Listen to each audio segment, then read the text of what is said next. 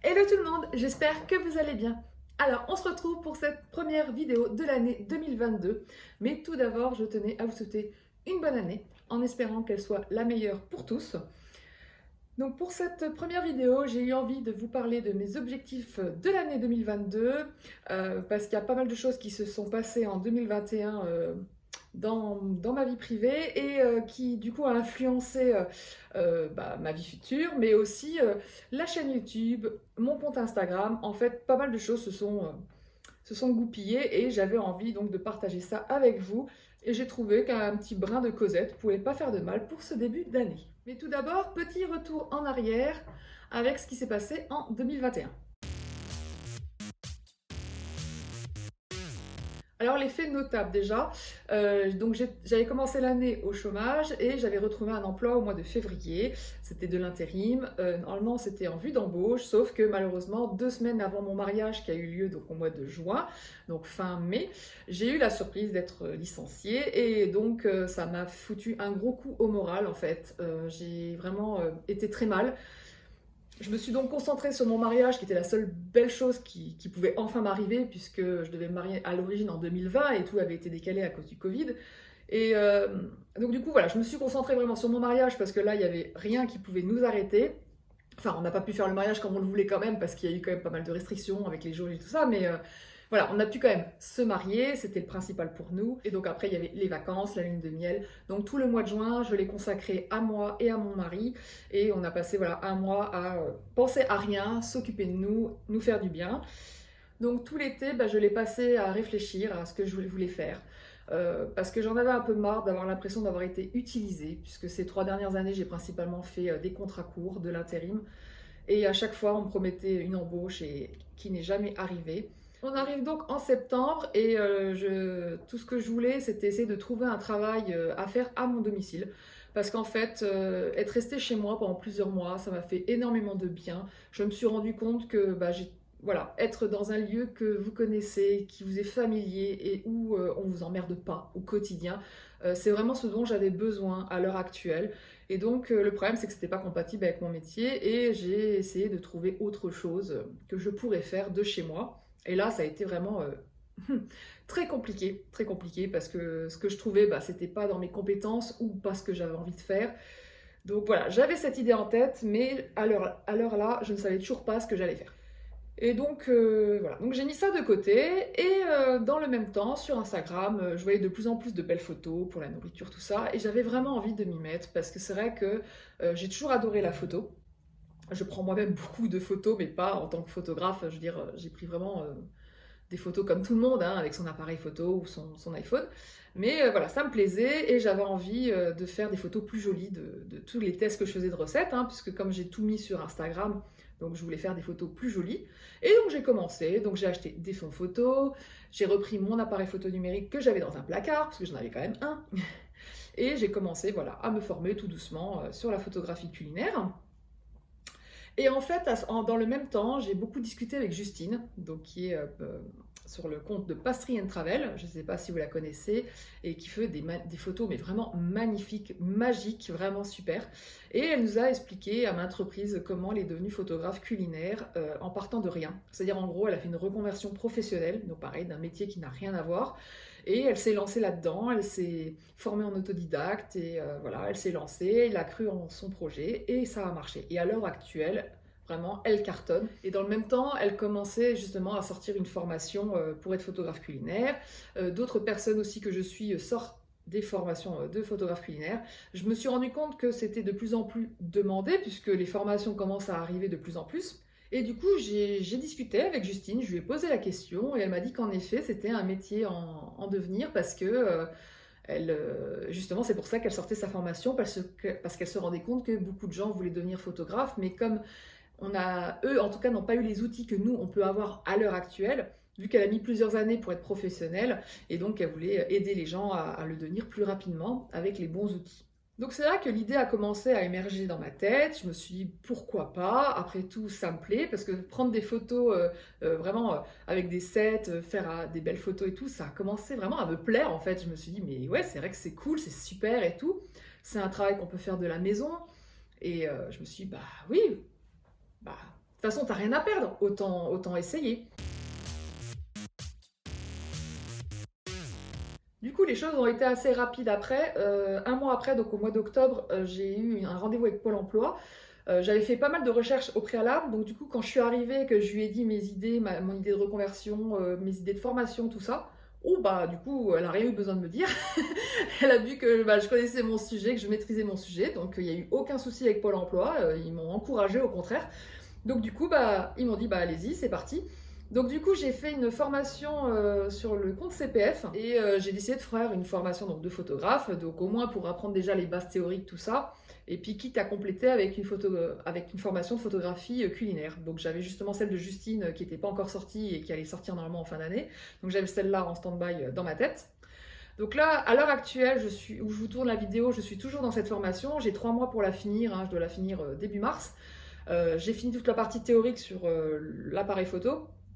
Mais voilà, là il va me rester, bah, du coup j'ai la retouche, le storytelling, voilà, le stylisme culinaire, tout ça.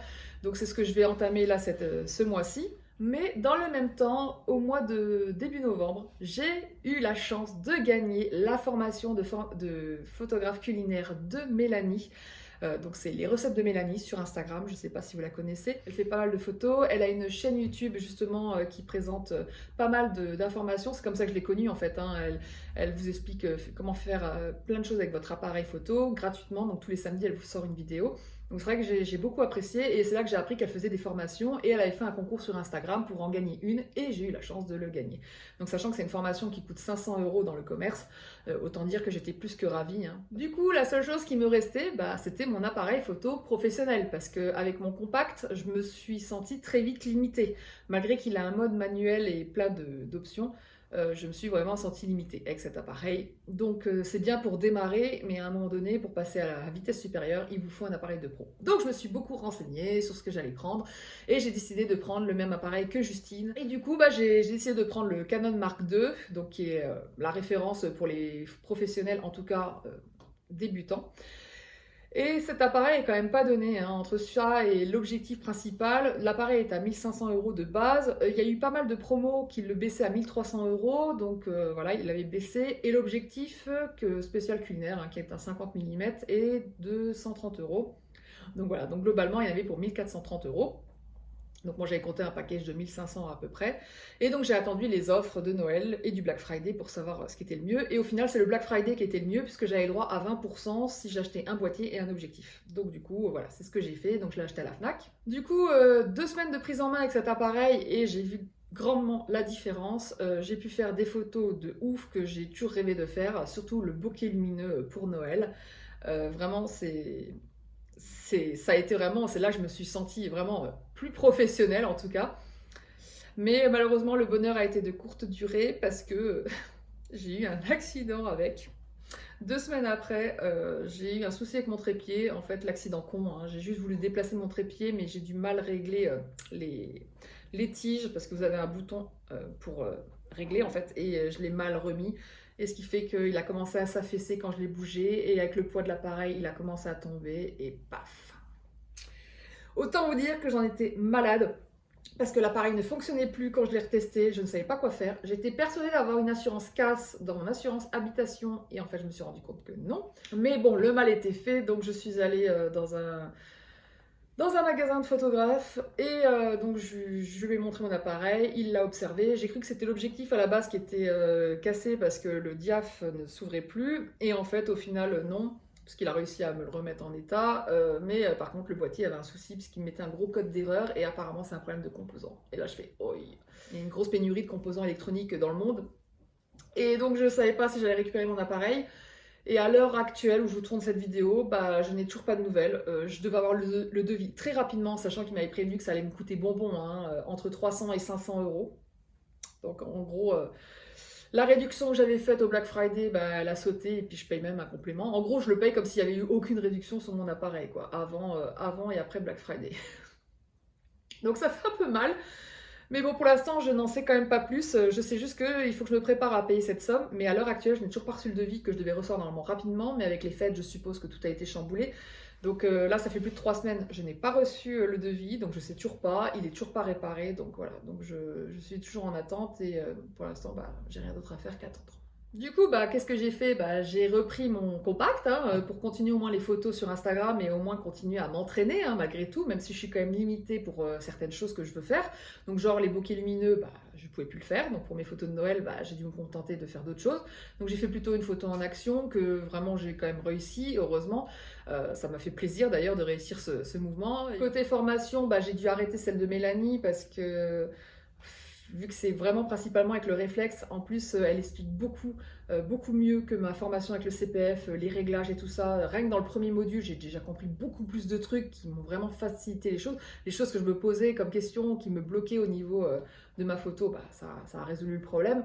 Donc à voir par la suite, peut-être que je la ferai quand même, quitte à la refaire avec l'appareil, mais pour l'instant j'ai préféré la mettre en pause, vu que j'ai pas de délai pour la finir. Par contre le CPF, j'ai un délai, donc là par contre je vais continuer, et comme là le sujet je vous le disais, c'était le stylisme culinaire et la retouche, donc ça je peux très bien m'y atteler, j'ai pas besoin de l'appareil photo pour ça, parce que j'ai pas mal de photos sur mon ordinateur pour m'entraîner. Du coup bah, je vais maintenant vous expliquer les objectifs de 2022.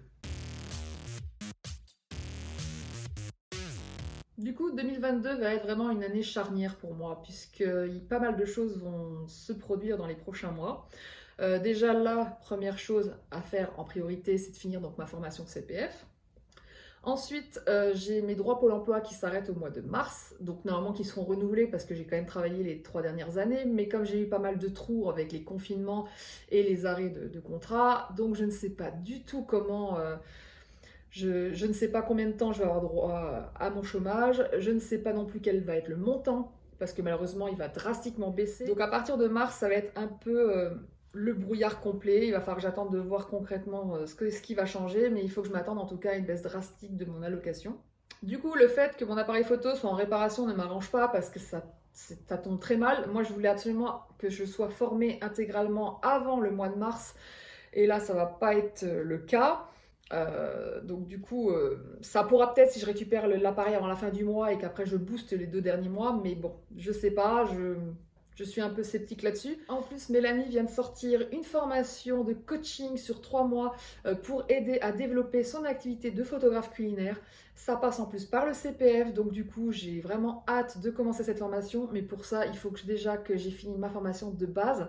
Donc c'est pour ça aussi que ça a tout retardé, parce que décembre, je voulais vraiment finaliser ma formation, me dépêcher pour justement pouvoir faire voilà, ces 3 mois de session. Et bah, je n'ai malheureusement pas pu le faire, donc je ferai la session suivante qui sera normalement par la suite. Donc soit, je ne sais pas si elle prendra direct derrière en fin avril ou début mai. Et du coup, bon voilà, donc ça retarde encore. J'essaye de relativiser les choses en me disant que ça me laisse plus de temps pour prendre mon temps, voilà, parce que du coup, des fois, faire tout à la hâte, c'est pas forcément le mieux.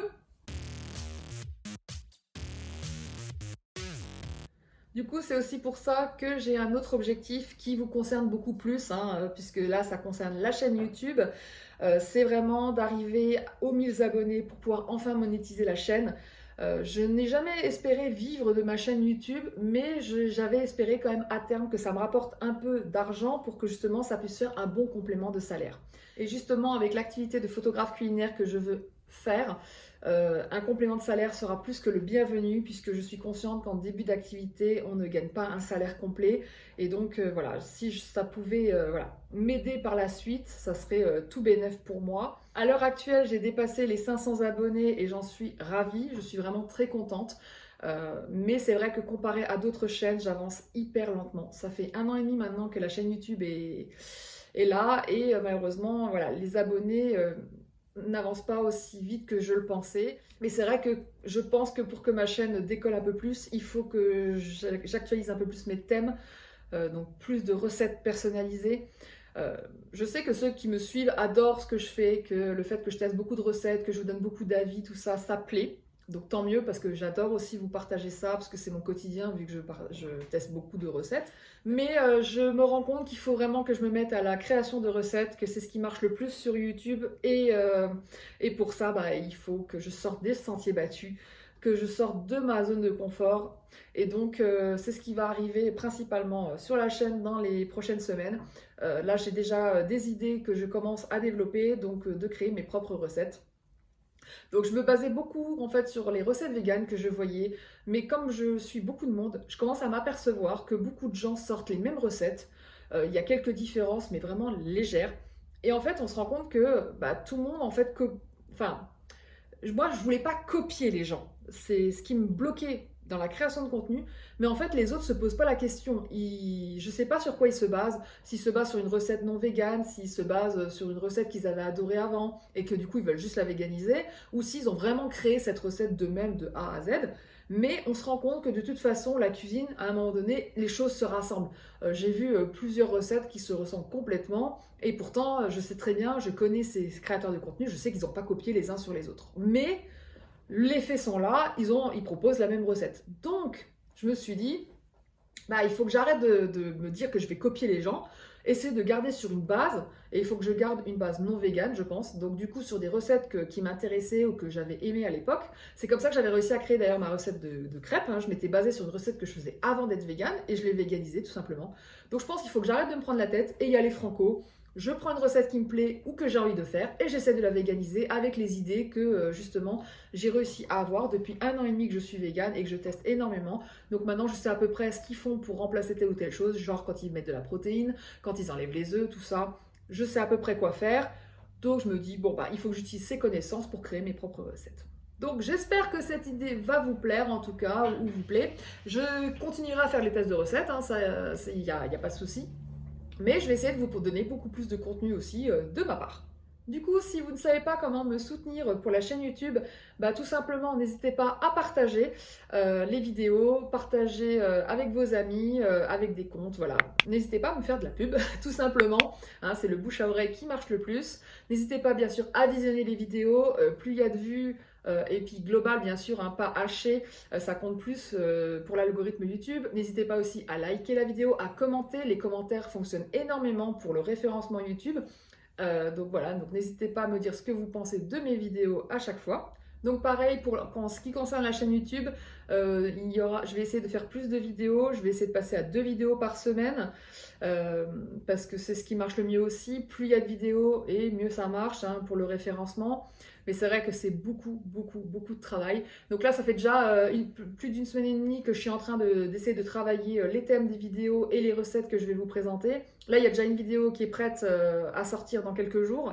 Voilà, j'essaye de faire un planning. J'espère que je vais le tenir sur le long terme parce que c'est beaucoup, beaucoup de travail. Vu qu'il y a ça, j'ai ma formation dans le même temps. J'ai aussi, et j'ai oublié de le préciser, un atelier de Pôle emploi pour m'aider à créer mon entreprise et qui me prend énormément de temps également puisque j'ai des ateliers en visio, j'ai beaucoup de documents à remplir, beaucoup de recherches à faire. Ça me prend même plus de temps que ma formation de photographe en fait.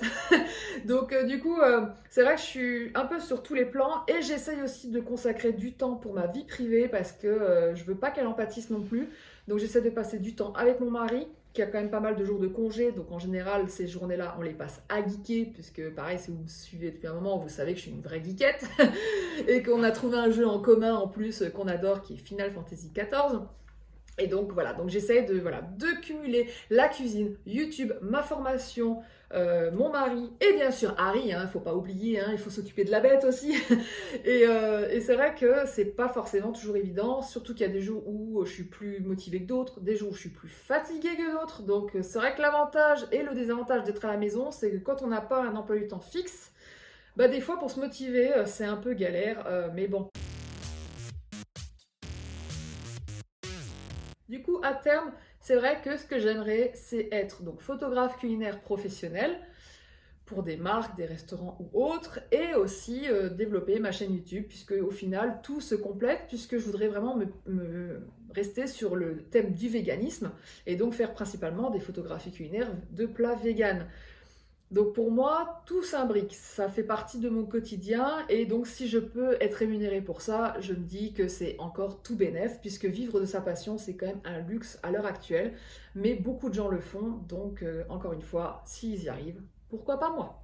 En tout cas, c'est l'objectif de l'année 2022 et je vais tout faire pour y arriver. Voilà, je vais m'arrêter là pour cette vidéo. Je pense qu'elle est assez longue comme ça. J'espère que ça vous a plu d'en savoir un petit peu plus sur moi et de voir ce qui vous attend voilà, donc dans les prochains mois, que ce soit sur Instagram ou sur YouTube, puisque tout est relié finalement à ma vie privée et à mon domaine professionnel. Du coup, on se retrouve très vite pour la prochaine vidéo puisque je vais vous sortir le retour de course samedi ou dimanche. Je ne sais pas encore, je vais voir. Je pense que je vais peut-être faire un sondage sur Instagram pour savoir quand est-ce que vous voulez la vidéo. Sur ce, je vous souhaite une excellente journée et je vous dis à très vite pour une prochaine vidéo. Ciao!